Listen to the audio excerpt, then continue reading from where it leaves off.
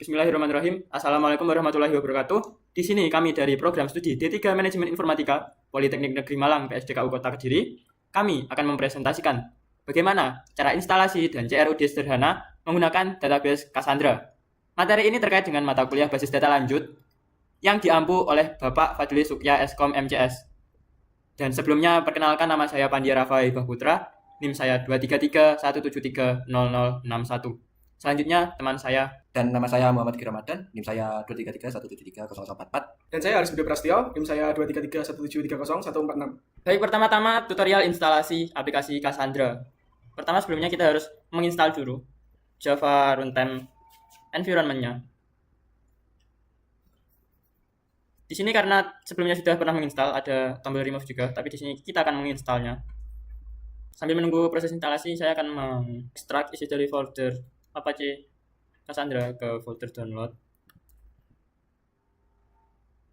Setelah selesai dalam instalasi Java Runtime-nya, kalian bisa meng-close installernya. Lalu lanjut dari folder Apache Cassandra yang sudah kalian ekstrak tadi, kalian bisa buka. Selanjutnya kalian buka pada bagian bin.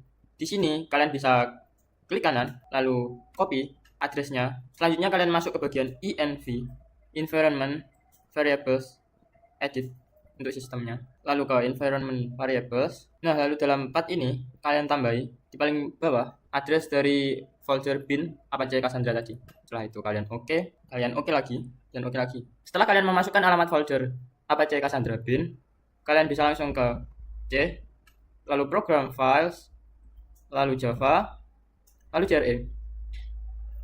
Kalian copy lagi addressnya, masuk lagi ke env, edit environment, lalu environment variables.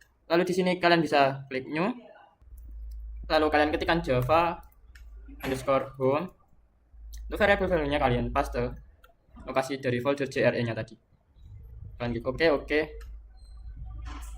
Setelah semuanya selesai, kalian cukup pergi ke terminal, ketik cmd, lalu ketik lagi Cassandra.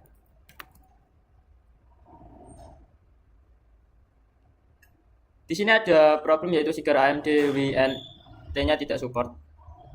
Tidak apa-apa, kalian bisa memperbaikinya dengan cara pergi ke folder Apache Cassandra-nya tersebut berada, lalu ke lib, lalu ke folder Sigar bin. Pada bagian yang error tadi, yaitu Sigar AMD WNT ini, kalian bisa ganti namanya terserah agar programnya tidak bisa membaca namanya. Di sini saya kasih nama ekstensi di belakangnya tambahan O. Setelah itu kalian bisa merun lagi Cassandra di terminal.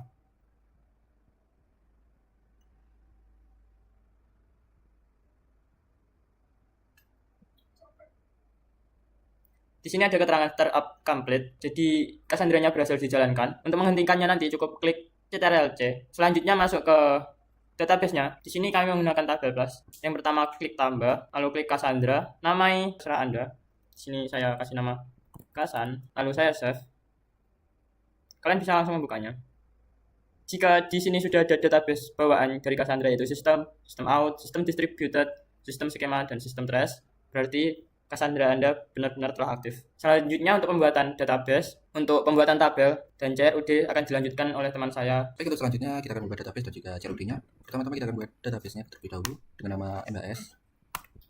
Selanjutnya kita akan membuat tabelnya dengan nama data. Kita memberikan use, lalu kita tabel bisa membuat yang pertama.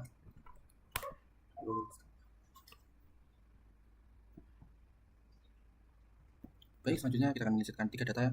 Yang pertama kita akan menginsertkan data Aris dengan key name yaitu 01. Lalu yang kedua kita akan menginsertkan data Rafa dengan key name 02. Dan yang terakhir kita akan menginsertkan Vicky dengan key name 003. Dikarenakan karena tadi sudah ditambahkan kolom baru yaitu kolom IPK.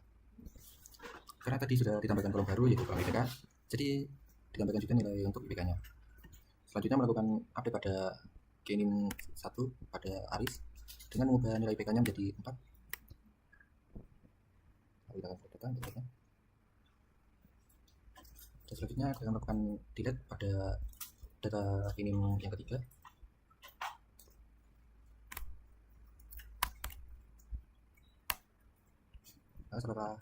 Setelah selesai data, maka key name 3 akan sudah dihapus. Oke, saya di sini akan menjelaskan untuk soal-soalnya. Yang pertama, Yang salah pertama adalah penjelasan tentang kolom oriented database.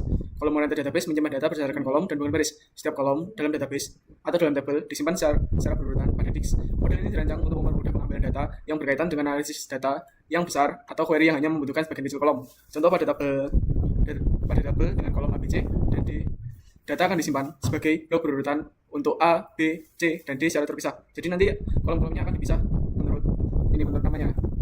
Lalu soal kedua adalah perbedaan utama antara kolom oriented dan row oriented database. Untuk aspek pertama, jika penyimpanan data untuk row oriented atau baris, di sini data akan disimpan per baris, sedangkan yang kolom oriented seperti tadi akan disimpan per kolom. Lalu untuk penggunaan data yang digunakan dalam row oriented adalah aplikasi transaksi atau OLTP, sedangkan kolom oriented yang digunakan adalah aplikasi analitik atau OLAP. Lalu untuk kecepatannya sendiri, di sini yang row oriented atau baris cepat untuk akses per baris. Jadi untuk akses per barisnya akan lebih cepat. Sedangkan untuk kolom oriented untuk lebih cepat jika mengeksekusi per kolom. Jadi di sini perbedaannya bisa dilihat dari namanya saja sudah terlihat. Row oriented itu baris dan kolom oriented itu kolom.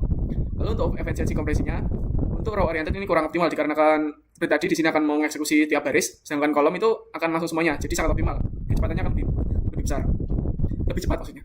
Lalu untuk salah ketiga, kelebihan menggunakan kolom oriented database, yang pertama adalah kecepatan query analitik. Sangat efisien untuk query seperti agregasi rata-rata atau pencarian dalam sebuah kolom. Untuk kompresi datanya ini juga lebih baik karena data dalam kolom biasanya bersifat homogen. Mengurangi I dan O. Hanya kolom yang diperlukan dibaca dari disk, bukan seluruh baris. Jadi hanya akan mengeksekusi kolom yang diperlukan. Dan skalabilitasnya dirancang untuk menangani skala yang lebih besar. Lalu untuk kelemahannya, soal keempat, kelemahan kolom oriented database. Di sini kurang efisien untuk OLTP, operasi seperti insert, update, dan delete menjadi lebih lambat. Beda dengan row, ini akan mengeksekusi tiap baris, dengan kolom akan lebih lambat. Yang kedua adalah kompleksitas desain, membutuhkan desain yang hati-hati untuk mendukung kinerja optimal. Yang ketiga, tidak cocok untuk akses per baris query ini. Yang ketiga, tidak cocok untuk akses per baris. Query yang sering mengakses seluruh atribut dari satu baris akan lambat. Jadi akan lebih lambat jika mengeksekusi per baris. Yang kelima, kasus penggunaan ideal kolom oriented. Yang pertama, data warehousing, menyimpan data historis untuk analisis. Yang kedua, big data analytic, query dengan operasi agregasi berat seperti sum, average, dan max. Lalu yang ketiga adalah log analisis, mengolah log seperti data server. Yang keempat adalah business intelligence atau BI, analisis mendalam untuk mendukung keputusan bisnis. Lalu soal yang keenam adalah contoh database dalam kolom oriented. Di sini yang pertama ada Apache Cassandra yang digunakan tadi. Lalu yang kedua ada Hubase, yang ketiga ada Amazon Redshift, yang keempat ada ClickHouse, dan yang kelima ada BigQuery dari Google.